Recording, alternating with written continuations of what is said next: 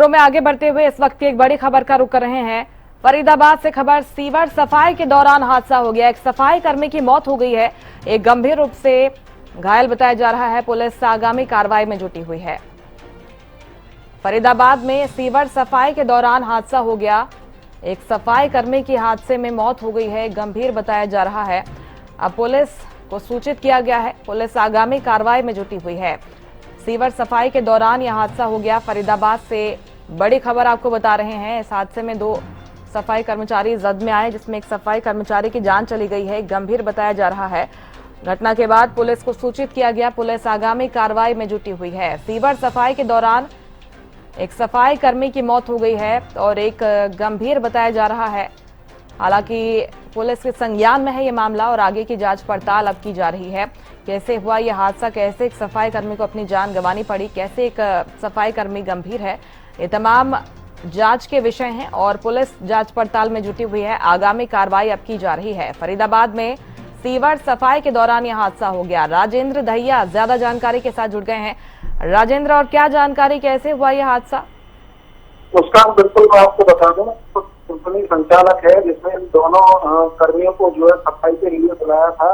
लेकिन जैसे ही सीवर के अंदर उतरे तो दोनों जो है वहाँ पर जो जहरीली गैस है उसकी चपेट में आ गए और दोनों वहाँ पर बेहोश हो गए। उनमें से एक की मौत हो चुकी है, दूसरा गंभीर रूप से घायल है, जिसका इलाज डॉक्टर के द्वारा जो है किया जा रहा है। पुलिस ने इसमें जो कंपनी संचालक है प्रबंधन है उसके खिलाफ मुकदमा दर्ज किया है और मृतक का पोस्टमार्टम फरीदाबाद के सिविल अस्पताल में करवाया गया। हालांकि पुलिस अभी मामले की जांच कर रही है और लगातार जो परिजन शिकायत दे रहे हैं उसके आधार पर आगे की कार्रवाई की जा रही है। जो सफाई कर्मी घायल हुए, गंभीर बताया जा रहा है, उसकी क्या स्थिति, कहाँ पर भर्ती करवाया गया है राजेंद्र?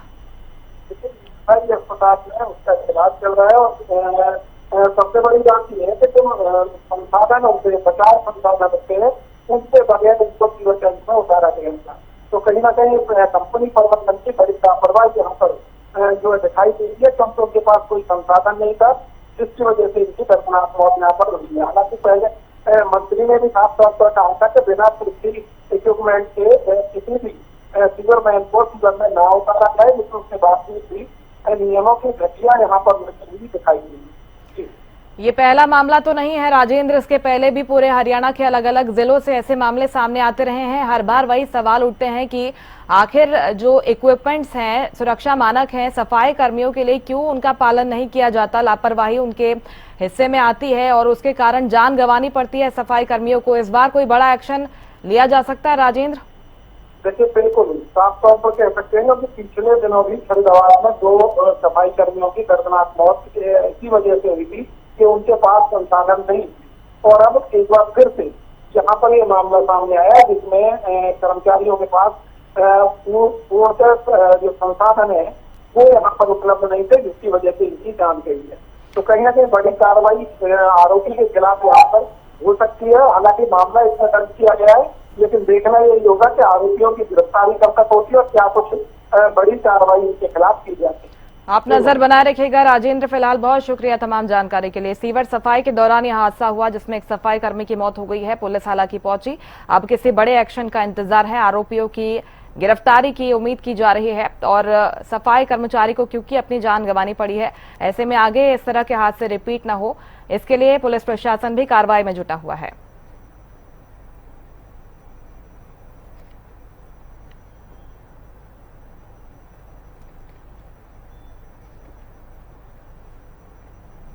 फरीदाबाद में सीवर सफाई के दौरान देखिए यह हादसा हुआ है। इसके पहले भी इस तरह के हादसे यहां पर हो चुके हैं। ऐसे में एक बार फिर से लापरवाही का यह मामला सामने आया है। 2 सफाई कर्मचारी सीवर की सफाई कर रहे थे, लेकिन इसी दौरान यह हादसा हुआ क्योंकि जो सुरक्षा मानक है उनका पालन यहां पर नहीं किया जा रहा था। इसी के कारण सफाई कर्मी को अपनी जान गंवानी पड़ी है। गंभीर भी बताया जा रहा है, जिसका इलाज जारी है।